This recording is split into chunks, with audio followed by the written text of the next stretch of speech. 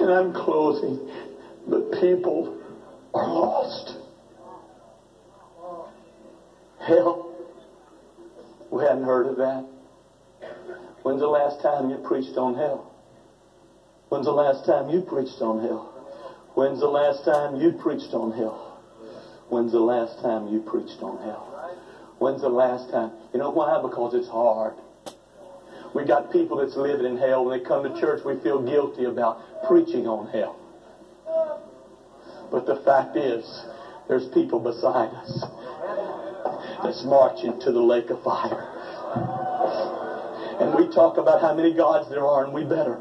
And we talk about our doctrine, how powerful it is, and it is. But the fact is, Brother Kilgore, they're still marching to hell. People lost. Lost.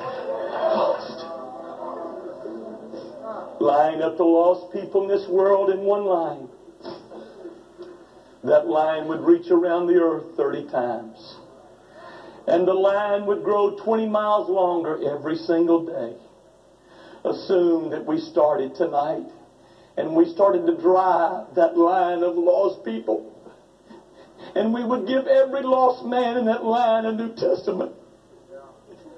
If we drove 50 miles per hour for 10 hours a day, it would take us 4 years and 40 days to get to the place where the line ended on the day we began. But the line would have grown 30 miles longer during the trip. Stop the clock at noon. Let time come to a standstill. Lock the cemeteries. Don't let anybody die. Close the OB section of the hospital. Let no one else be born. And until we win those to Christ that are alive right now, at the rate of all evangelical church. Now, I am not speaking of apostolics. I am talking about if for 5 minutes we could ecumenize with every denomination church you know. The rate that the evangelical churches have been going, it would take us 320 years to win the lost in America alone. It would take us 4,000 years at our present rate to reach the lost world. I ask you, are we fulfilling the Great Commission?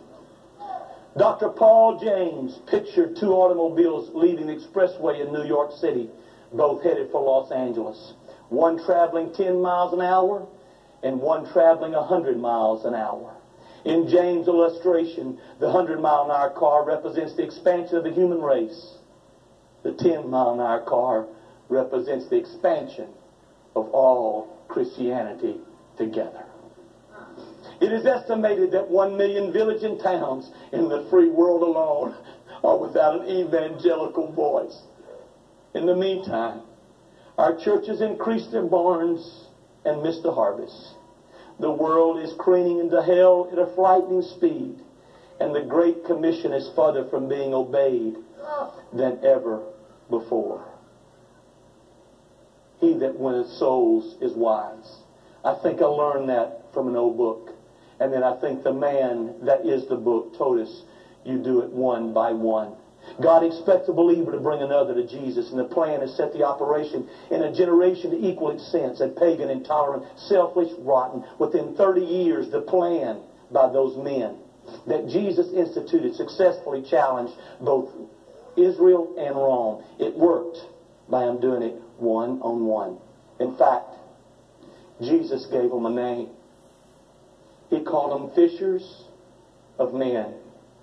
And he began his organization with these tradespeople whose names was Peter, James, and John, and others. And he said that they were to catch men. So what have we done? We're so blessed. I'm better off than I have ever been. These people love me. I drive the best. I live in the best. And they would like it to even be better. So the fact is, we've traded our fishing boats in on excursion ships. And we're enjoying our cruise to heaven, complete with our deck chairs, our sumptuous meal, our great organization and leaders that we have. What a great organization. Entertaining singing, entertaining preaching, complete with cabin service, deck games, and cozy hours.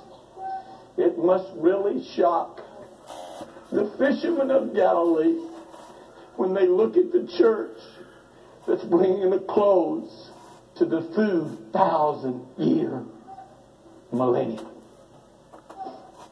Are you basking on a sunshine deck, or are you fishing for men? The law of the sea is SOS, which is soul for souls.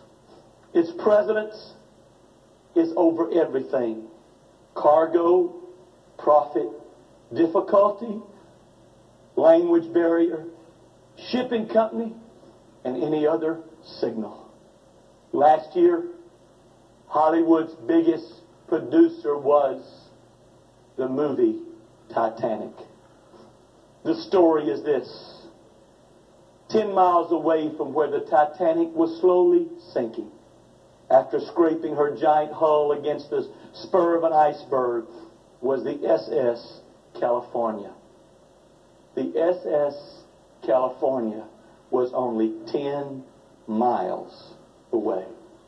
1,513 passengers perished.